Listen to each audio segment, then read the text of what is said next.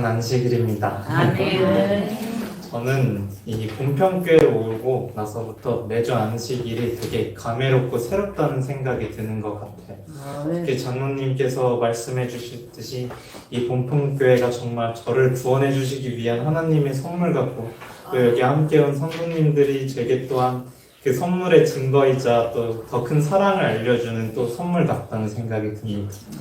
제가 10년 전에 단산에 올라가서 또 성호랑 종원이라고 함께 교회를 다녔던 친구들이랑 장난을 치다가 목사님에게 혼난 적이 있는데, 오늘은 이 단상에 이렇게 하나님의 말씀을 전할 수 있어 또 다른 의미로 이 단산에 올라와서 굉장히 의미가 좀 더 많이 다 와닿는 것 같습니다. 특히 오늘 이렇게 민주와 예나가 학생반이라는 이름을 가지고 특창을 해줘서 더욱더 감사하고 하나님이 기쁘게 받지 않을까 싶습니다. 오늘 민주가 감기를 걸렸지만 또 이렇게 특창을 하겠다고 또 열심히 해줬습니다.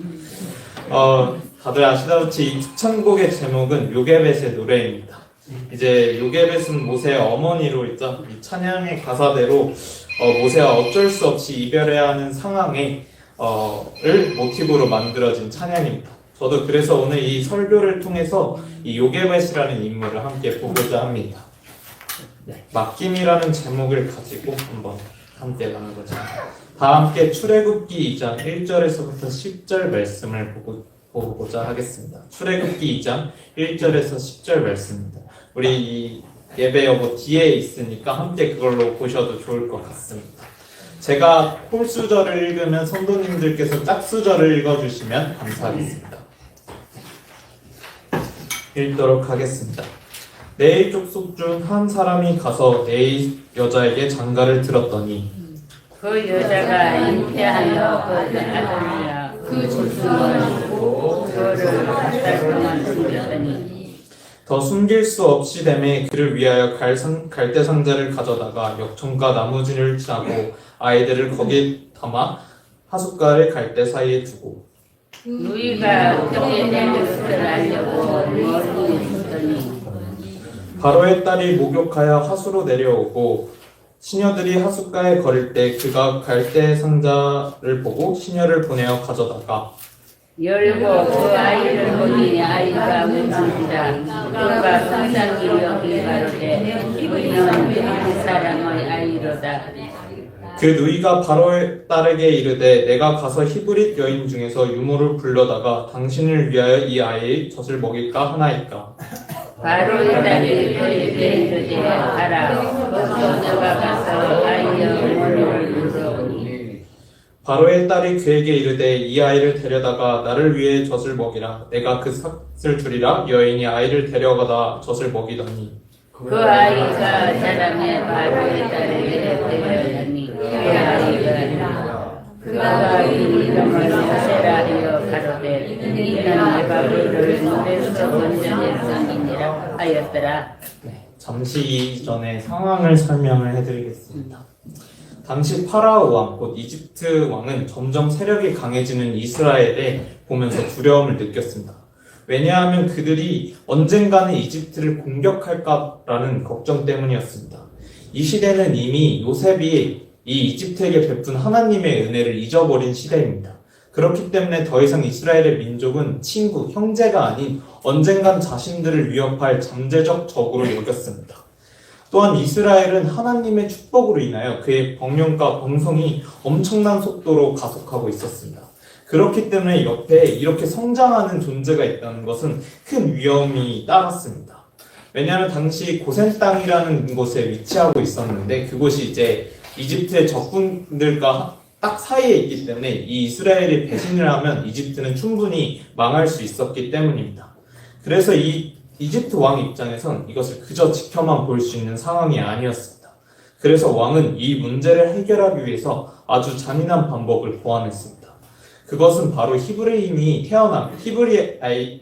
남자아이가 태어나면 바로 그 자리에서 죽이는 것이었습니다. 이것은 단순한 명령을 넘어서 법령으로 강행되고 있었습니다. 그리고 이 법령이 강행되어 있던 도중에 레위 여자, 곧 요게벳이 이 아이를 출산하게 된 것입니다. 당시 요게벳이 아이를 낳았을 때 그녀의 마음을 구조야 선지자에서는 이렇게 표현합니다.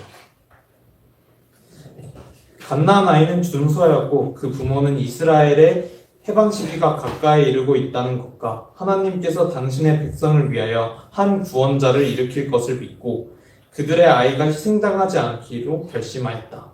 하나님께 대한 그들의 마음은 강하게 해주었다. 임금의 명령을 무서워하지 아니하였다. 당시 왕은 엄청난 존재였습니다. 그러나 그 엄청난 존재의 명령을 요게벳은 무서워하지 않았습니다. 왜냐하면 그들은 왕보다 높은 하나님을 믿고 있었기 때문입니다. 하나님께서는 당신의 백성을 위하여 한 구원자를 일으키실 것이라는 믿음이 있었기에 더욱 두려워하지 않았습니다. 온전히 하나님을 믿고 아이를 살리길 결심하였습니다. 하지만 이 아이를 계속 키우는 것은 불가능하였습니다. 저는 아이를 키워보진 않았지만 요즘 미디어를 통해서 이제 아이들을 키우는 영상들을 보면 특히 이 신생아를 키우는 부모님들의 고충을 보면 공통적으로 잠을 제대로 자지 못하는 것을 보았습니다. 왜냐하면 아이가 밤이고 낮이고 시시때때로 대로 울기 때문입니다. 그리고 그 울음을 컨트롤하는 건 정말 어려웠습니다. 아마 저보다 성도님들이 잘 아실 것이라고 생각이 듭니다. 근데 이 아이가 3개월이 되니까 더 크게 우는 것입니다. 그래서 이제 이 아이를 몰래 숨기는 것은 불가능한 일이고 어려운 일인 것을 요게벳은 깨달았습니다.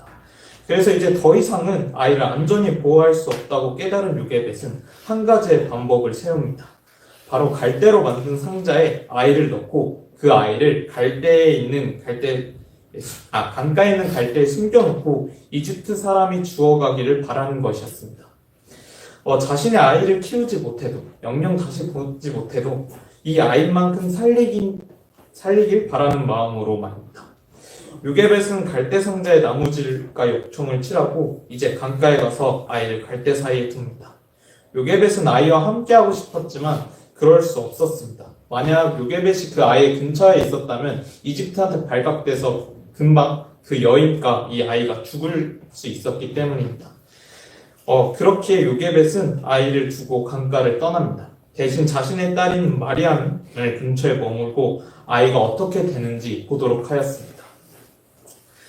성도님들, 이 갓난 아기를 자신의 품에 떼어 성공을 장담할 수 없는 이러한 행동을 하실 수 있으신가요? 저는 아마 어려울 것 같다는 생각이 듭니다. 찬양이 우리 예나 민주가 해준 찬양의 가사에 보면 이런 표현이 있습니다. 눈을 감아도 보이는 아이. 이게 얼마나 보고 싶으면 눈을 감아도 보일 정도였을까요? 우리가 다 큰 자식을 군대를 보내는 것, 결혼을 보내는 것도 참 마음이 복잡한데 이제 태어난 3개월째 된 아기를 보내야 하는 심정은 참 고통스러울 것 같습니다. 사랑스러운 자신의 아기를 갈대 상자에 넣었을 때 이 마음은 어땠을까요? 눈을 감아도 보이는 아기인데 어떻게 되는지도 못 보고 돌아가는 심정은 어떤 기분이었을까요? 하나님을 믿는데, 하나님을 믿고 이렇게 했는데 이토록 잔인한 법을 막지 않는 것, 그리고 아직도 이집트로부터 구원하지 않는 이 상황 속에 하나님의 원망만 쌓이고 만막하고 답답한 현실에 요게벳은 무슨 생각을 했을까요? 성도님들은 이 요게벳의 심정이 헤아려지시나요? 저는 사실 아직 자식이 없어서 이 마음이 완전히 이해되지는 않지만 너무 힘들 것 같다는 그 감이 어림잡혀 옵니다. 이제 요게벳이 할 수 있는 것은 하나밖에 없었습니다. 바로 기도입니다. 그녀는 열심히 기도하였습니다. 아주 열렬히 기도하였습니다. 그녀는 하나님께 자신의 아들을 의탁하였습니다. 그리고 그녀의 기도를 들으신 하나님께서는 천사를 보내어 그녀를 도왔습니다. 부조와 선지자의 글입니다. 천사들은 바로의 딸을 그곳으로 인도하였고 공주는 그 작은 상자에 호기심을 갖게 되었으며 그 상자 속에 있는 아름다운 아이를 보았을 때 한눈에 그 아이를 버린 사연을 알아차릴 수 있었다. 그 어린 아이의 눈물은 그의 동정심을 불러일으켰다. 이런 반복으로도 자기의 귀중한 아이의 생명을 보존해 보려는 알지 못하는 어머니에게 동정심이 갔다. 공주는 그 아이를 구원하기로 결심하였고 그를 자기의 양자로 삼으려 하였다. 상자를 보고 한눈에 그 아이의 버린 사연을 알 수 있었다. 이 성경에 보면 갈대 상자에 역청과 나무질을 칠하였다고 합니다. 이게 만약에 아이를 그냥 버리는 거고 형편이 안 됐고 그냥 자신의 어떤 죽기 싫은 마음으로 버렸다면 이 비싼 영천과 나무진을 칠하면서까지 버리지 않았을 것입니다. 그리고 이것은 방수와 이제 방부의 효과가 있기 때문에 이 아이를 어떻게든 최대한 살리고자 하는 그런 간절함이 담기는 행동이었습니다. 그렇기 때문에 이 바로의 딸 곧 이 공주가 보았을 때 한눈에 이 정성과 그 사랑을 알아차릴 수 있었던 것입니다. 어떻게든 아이를 살리고자 하는 최선에 다한 그녀의 선택이었습니다. 하지만 이것은 사실 매우 위험한 도박이었습니다. 언제 그곳에 사람이 지나갈지도 모르는 일이었으며 또 들짐승에게 먹힐 수도 있었으며 또 아이를 찾아도 사실 그냥 죽일 수도 있었습니다. 그러나 그녀는 하나님을 믿었습니다. 그렇기에 이와 같은 행동을 할 수 있었던 것입니다. 자신이 할 수 있는 것을 다하고 나머지는 온전히 하나님에게 맡긴 것입니다. 유일하게 할 수 있는 일이자 최고의 방법이 하나님께 모든 것을 맡긴 것입니다. 그리고 하나님은 그녀의 믿음에 보답을 주었습니다. 그녀의 바람대로 아이가 살았습니다. 또 넘어서 이집트의 양자가 됩니다. 심지어 이제 키울 수 없다고 생각하였는데 유모로서 그 아이를 키우고 그에 대한 값도 받게 되었습니다. 이것은 하나님께서 그의 삶을 인도해 주셨다고 생각이 됩니다. 그리고 그 아이는 그녀가 아이를 처음 살릴 때 이 이집트에서부터 이스라엘을 구원해 줄 자를 믿고 하지 않았습니다. 근데 그 아이가 그 이집트로부터 이스라엘 민족을 구원하는 하나님의 큰 리더인 모세가 됩니다. 힘으로 아이를 낳고 희생하지 않았으며 사람의 노력을 다하면서도 온전히 하나님께 맡겨야 할 때 그녀는 하나님을 오직 기도로 믿고 맡겼습니다. 우리가 온전히 하나님에게 맡길 때 하나님은 우리가 생각하는 것 이상 더 좋은 길로 우리의 삶을 인도해 주십니다. 단순히 아이를 살리는 것뿐만 아니라 그 아이를 사용하시고 더 좋은 길로 인도하신 것처럼 말입니다. 반면에 우리가 순종하지 않고 하나님에게 맡기지 않고 나의 힘과 생각으로 가다 보면 하나님이 주시는 은혜를 온전히 누리지 못하고 더 큰 고난의 길을 갔다가 돌아오는 경우도 많을 것 같습니다. 이 천국을 가는 길은 속도가 중요하지 않습니다. 반향이 중요하다고 말합니다. 허나 저는 이 반향보다 더 중요한 것은 순종이라고 생각이 듭니다. 우리를 인도하시는 하나님에게 순종하고 하나님이 주시는 가장 좋은 반향과 적절한 속도로 이끌음을 따라가는 것이 저희가 천국을 갈 때 가장 필요한 것이라고 생각이 듭니다. 이 찬양의 가사 속엔 또 이런 가사가 있습니다. 너의 삶의 참 주인, 너의 참 부모이신 하나님, 그 손에 너의 삶을 맡긴다. 너의 삶의 참 주인, 너를 이끌으시는 주, 하나님 그 손에 너의 삶을 맡긴다. 저는 이 찬양의 고백과 요게벳에 보인 이 행동이 우리의 신앙의 기초가 되었으면 좋겠습니다. 하나님을 참 부모이자 참 주인으로 모시고 우리의 삶을 좋은 길로 인도해 주실 것을 믿으며 온전히 삶을 맡기었으면 좋겠습니다. 저는 이제 아이들에게 믿음을 강조하고 싶을 때 이런 질문을 합니다. 전도사님에게 돈을 빌려줄 수 있냐고 말합니다. 그럼 아이들이 제 신분이 그래도 전도사니까 빌려줄 수 있다는 아이가 있고 그래도 저랑 친한 아이들은 또 저를 알기 때문에 빌려준다고 말합니다. 그럼 이제 또 질문합니다. 모르는 사람에게 돈을 빌려줄 수 있냐고 말입니다. 그럼 아이들은 못 빌려줄 것 같다고 말합니다. 그럼 이유는 아주 간단합니다. 사실 저희도 모르는 사람에게 돈을 빌려주기는 어려울 것 같습니다. 왜냐하면 그 사람을 믿지 못하기 때문입니다. 우리는 믿지 못하기 때문에 맡길 수도 빌려줄 수 없는 것입니다. 이걸 반대로 보면 맡길 수 없다는 것은 믿지 않는다는 것을 표현하기도 합니다. 우리가 이 삶의 걱정과 문제를 하나님에게 맡기지 않고 있다면 그것은 어쩌면 하나님을 조금 신뢰하는 것일지 모르겠습니다. 이 모든 삶을 전부 하나님께 드리는 것은 어려울 것입니다.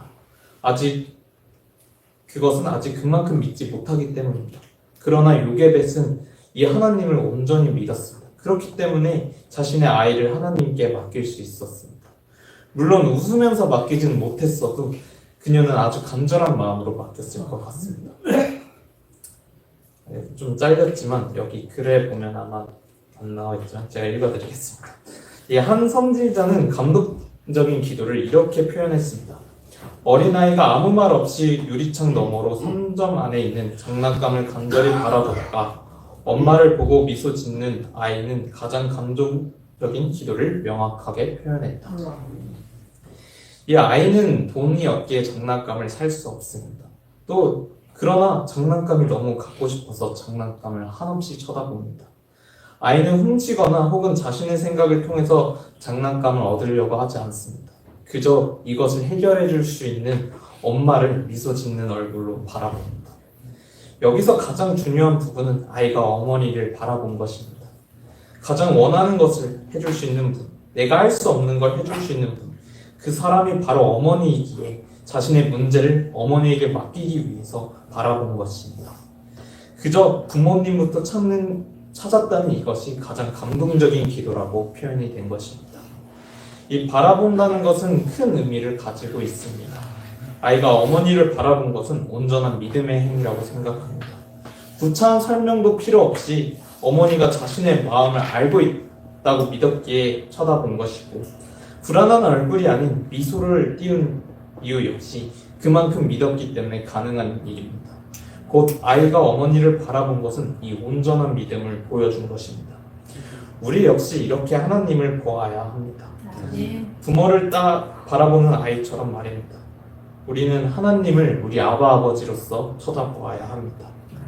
이 성도님들, 만약 자녀들이 제멋대로 위험한 길을 가거나 가능성이 없는 방법으로 문제를 해결하고자 하는 모습을 보면 어떤 느낌이 드시나요? 아마도 답답한 느낌이 들 것입니다. 더 좋은 방법이 있는데 저건 위험한데 왜 나한테 안 물어보고 저렇게 할까라고 말입니다. 그러나 어쩌면 하나님도 이와 같은 감정을 느낄 수 있을 것 같습니다. 우리가 아무리 오래 살아도 100년을 살아갑니다. 그러나 이미 6,000년을 넘게 산 하나님에겐 그 100년은 아이처럼 보일 것 같습니다. 제가 성도님들에겐 아직 애처럼 보이는 것처럼 말입니다. 또한 이 성도님들께서 자녀들이 물론 어른이 되고 부모가 되어도 애처럼 보일 때가 있는 것처럼 말입니다. 우리가 아무리 어른이 되고 부모가 되었다고 생각하지만 아직 하나님에게는 아주 귀엽고 사랑스러운 자녀일 뿐입니다.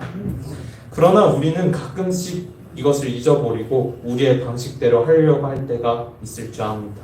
그러나 그것은 명백히 하나님을 기쁘게 하지 않는 일이라고 생각합니다. 제가 또 선교사를 하고 있을 때 어떤 아이를 유심히 관찰한 적이 있습니다. 그리고 전 그 아이를 통해 신앙을 배웠습니다. 그 아이는 자신이 원하는 것을 하지 못할 때, 자신의 힘으로 문제를 해결할 수 없을 때, 도움이 필요할 때, 억울할 때 그저 웁니다. 음료수 캔을 까지 못할 때도 울고, 자기가 아프면 그저 웁니다. 그 아이가 울면은 부모님이 달려와 아이를 도와줍니다. 저는 이것이 바로 하나님과 우리의 관계가 되어야 한다고 생각합니다. 우리는 우리 스스로 구원을 이룰 수 없습니다. 오직 하나님만이 하실 수 있습니다. 그런데 앞서 말했듯이 우린 그걸 종종 잃어버리고 하나님을 구하지 않고 우리의 힘으로 하는 경우가 너무도 많습니다. 이것은 하나님을 저희의 아버지라고 부르지 않고 우리가 하나님의 자녀라는 정체성을 잃어버리는 것과 같습니다. 어른이 되어가면서 책임감을 가지고 또 부모가 되어가면서 어떠한 능력을 가지게 되면서 하나님을 찾기보다 내가 이 문제를 어떻게 해결해야 될지 스스로 고민할 때가 많습니다. 그러나 이것은 사단이 우리를 넘어뜨리게 하는 가장 큰 계획 중에 하나입니다. 그렇게 우리는 온전히 하나님을 의지하고 바라보아야 할 것 같습니다.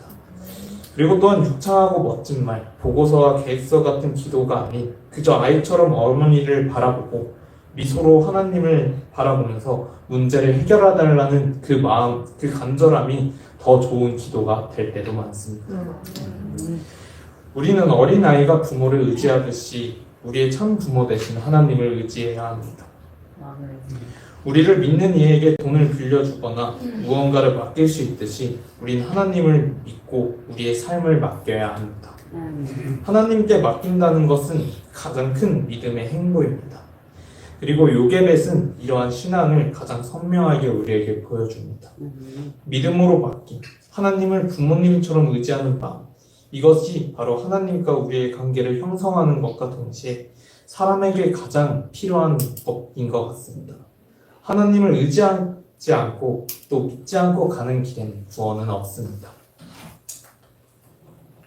제가 유튜브를 통해서 한 일요일교회 목사님의 설교를 듣는데 그분이 말씀한 것 중에 조금 공감이 되는 비유가 있어서 가지고 왔습니다. 그분이 지옥과 천국을 이렇게 표현을 하는 겁니다. 자신의 짐을 계속 들고 가는 사람이 바로 지옥에 가는 사람이고 자신의 짐을 하나님께 맡기는 사람이 천국에 가는 사람이다. 물론 성경적으로 지옥은 없습니다. 그러나 저는 이 지옥이 있다면 지금 우리가 살아가는 세상일지도 모르겠다고 생각합니다. 왜냐하면 자신의 짐을 지고 가장 큰 고통과 형벌을 받고 살아가는 삶이 지옥일 것 같다는 생각이 듭니다.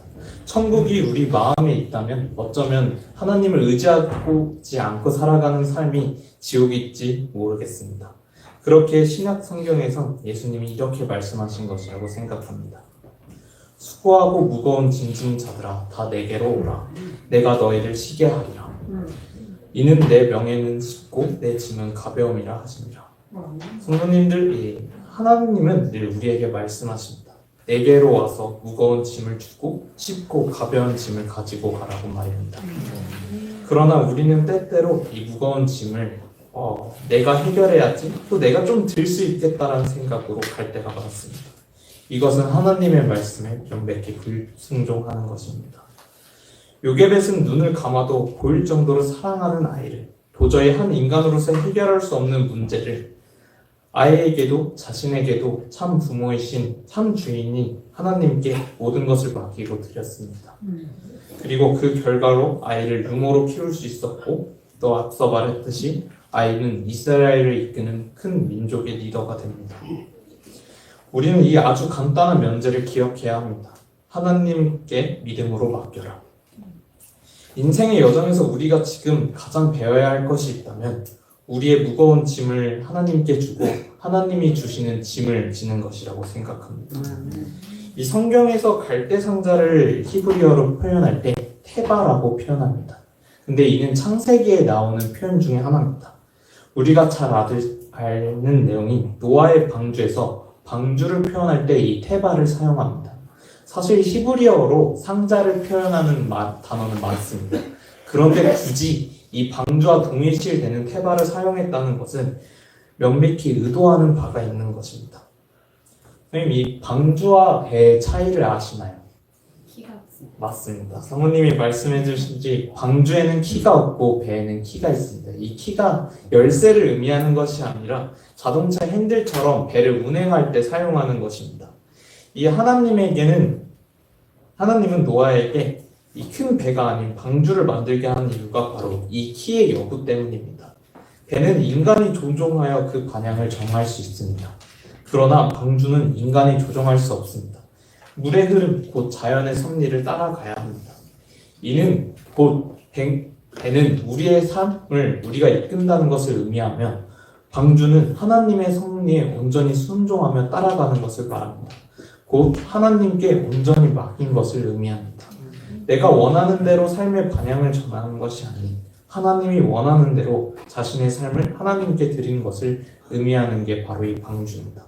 그렇기에 요게벳이 만든 상자는 작은 방주입니다.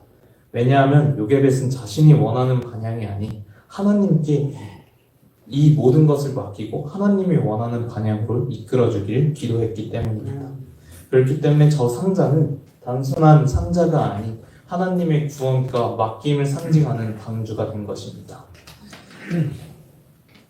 아이를 포기하는 것은 매우 어려운 일이라고 생각이 듭니다. 그러나 요게벳이 그 일을 할 수 있었던 것은 이제 자기가 못하겠다고 자포자기한 것이 아니라 진짜 하나님을 믿었기 때문에 할 수 있었던 행동입니다. 그래서 저는 이것이 포기가 아닌 맡김이라고 이야기하고 싶습니다. 믿었기에 하나님께 모든 것을 맡겼습니다. 아이를 방주에 태워 하나님의 인도를 받게 두었습니다. 구원은 배가 아니라 방주에서 일어납니다. 삶의 핸들을 놓는다는 것은 굉장히 어려운 일입니다. 그러나 저희는 오늘 본 이 요게벳처럼 살아야 합니다. 하나님이 언젠간 구원해 주겠지 막연한 믿음으로 아이를 낳고 이제 아이를 포기하는 상황에서 다시 믿음으로 방주를 태운 것처럼 말입니다. 믿음으로 하나님께 삶을 맡기면서 나아가야 합니다. 만약에 아직 성도님들 저희가 여전히 삶의 주도권, 그 핸들을 우리의 손을 잡고 있다면 이제 그것을 하나님께 맡기고 우리는 하나님을 붙잡기를 간절히 소망합니다. 매우 작고 사소한 일부터 또 인간으로 도저히 해결할 수 없는 큰 일까지 우리를 부모로서 사랑하시는 그분께 우리의 부모임을 인정하고 그분을 의지하면서 삶을 드리길 원합니다.